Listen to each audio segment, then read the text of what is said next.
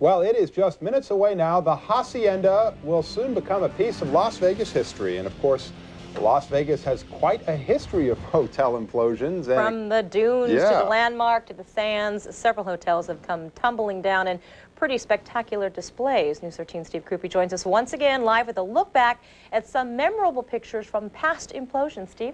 Indeed, Allison.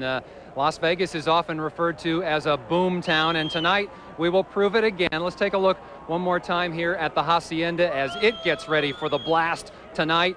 This is the 5th implosion in just over 5 years in Las Vegas. And of course, it all began back in October of 1993. This was the Dunes. And this one packed with pyrotechnics, not just dynamite bringing the building down, but all sorts of fireballs, and what a show that was. That was the Dunes' first tower, the North Tower, and then they decided to implode the second one to make room for a huge mega resort, Bellagio, being built out there right now. That one went down in July of '94, and then in November of '95, the Landmark came down. And it came down right on top of one of our cameras. And then our camera mounted to the balcony just over 5 weeks ago. That was the Sands.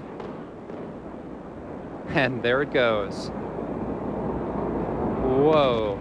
Well, we expect just as much excitement out here tonight. The show will begin very shortly. There'll be about 5 minutes worth of fireworks. All sorts of excitement going on, and you can bet the crowd out here is getting revved up for it. The best view of the crowd, though, is high above, way up in Live Chopper 13. That's where we go to Mark Martinez. Mark?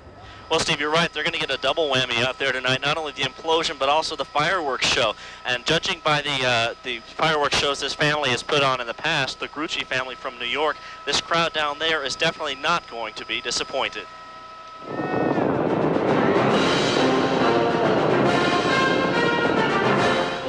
This was October 1993, the biggest fireworks display in Las Vegas history.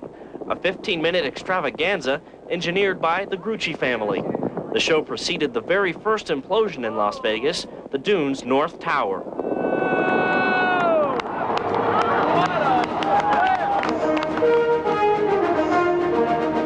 Since then, the Gruccis have been back several times for the opening of Texas and most recently for the opening of the Stratosphere in April.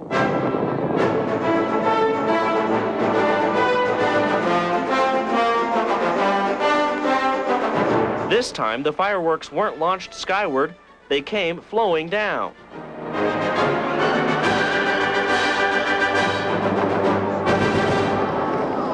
And what a show that was. Now, this family who's done these fireworks apparently are gearing up for this one right now down on the ground. They're doing the final preparations on this thing, and it's going to go off in roughly 10 or so minutes, and the crowd down there is anxiously awaiting that. We can definitely tell that. So that's the situation as it stands right now, as the countdown is on to the fireworks and the implosion. Reporting from Live Chopper 13, I'm Mark Martinez. Now back to Mark and Allison inside. Okay. I think he does have the best seat. Yeah, and just where we don't want to be, but we'll get through it. Well, after the Hacienda drops, it will only be a matter of minutes before a massive dust cloud descends in the surrounding area. Indeed, these clouds know no mercy. They'll cover cars, they'll turn water literally into mud, and they can even cause a little bit of nose and throat irritation. Here's what it looked like just last month. The dust cloud has descended upon us.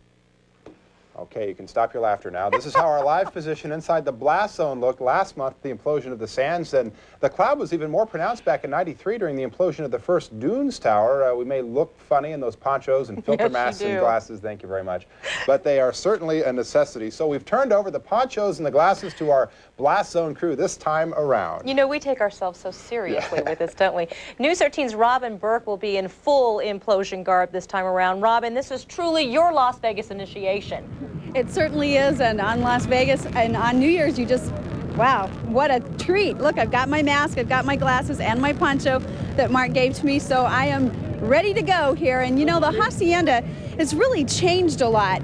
This is a different implosion, we're told, because it's only about 40 years old. It was built to stand and to stay up, so they're really having to do a lot to make it go down. You see there, it will start at the ends, it will go in towards the center, hang there for just a second, and then the middle will go. And that is what we are looking forward to. And there are a lot of people even out here.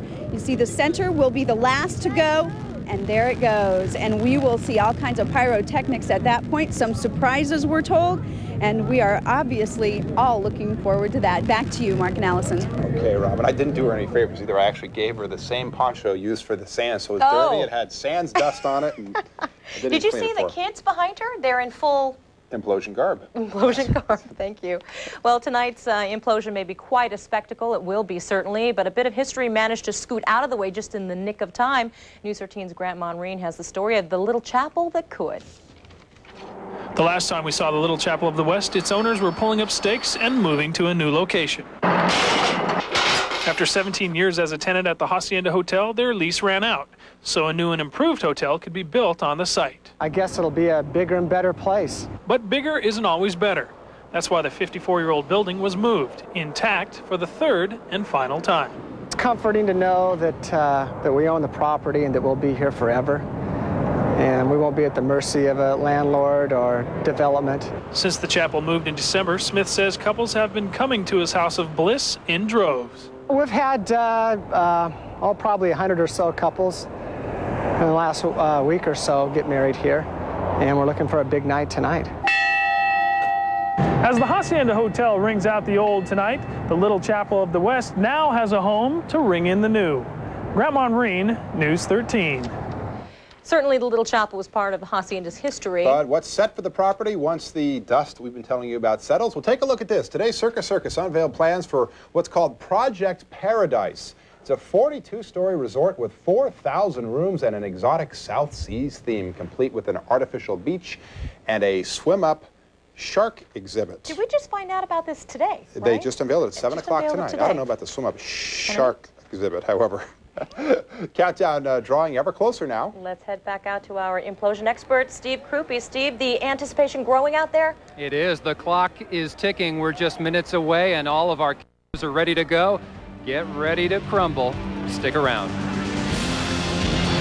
Take one last look. The face of the Strip is changing, and this resort will soon literally be a pile of dust. The end is drawing ever closer for the Hacienda Hotel. We've got several cameras ready and waiting for the big crumble. News 13's Kim Sherwood has a great vantage of the whole show. Kim? Yes, indeed we do. The best seat in the house as far as I'm concerned. We are on top of the Tropicana Resort and Casino. Take a look down 23 floors, if you will, to the crowd waiting to see this extravaganza happen in just a matter of minutes now. Tens of thousands of people have now converged on the Strip all the way to Hacienda Avenue. Police have allowed them to move all the way that close, so when the dust settles, they may be a bit covered. I'm not sure. It depends on which way the wind is blowing. Actually, it's very calm. It is a gorgeous night out here. We couldn't ask for better conditions right now. Tens of thousands of people have moved down from the north end of the Strip to see this implosion and the massive fireworks as they go off, setting up the stage for this great show. And what a way to bring in the new year. We're going to send it up in the air now to Mark Martinez. How's it look from your viewpoint? Well, Kim, I agree with you. I was kind of shocked at how close they're letting those people get to this implosion. We'll take a look right now. You see them down there on the ground. They're literally just right across the street from this thing, and as you know from covering implosions in the past, that dust cloud is going to spread pretty quickly, so I imagine some of those people will get pretty covered, as you say. But we are also very surprised at the amount of people down there. We knew there would be a lot, but from our vantage point, it looks like the 500,000 people they were talking about all showed up here tonight. Now we're going to go back to see, I'm not sure, we're going to go to Robin Burke, who's down on the ground. She's in the blast zone. Let's send it down to Robin.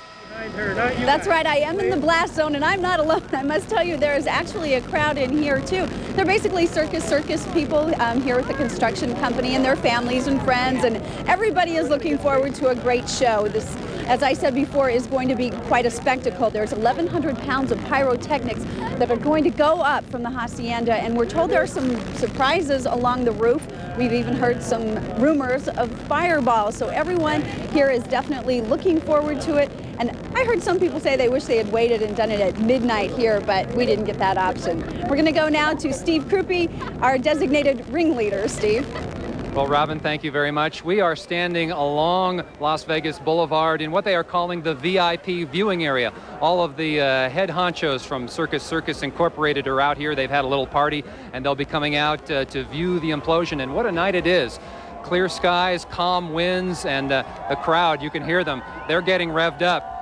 This is the view from our exclusive collapse camera, as we're calling it.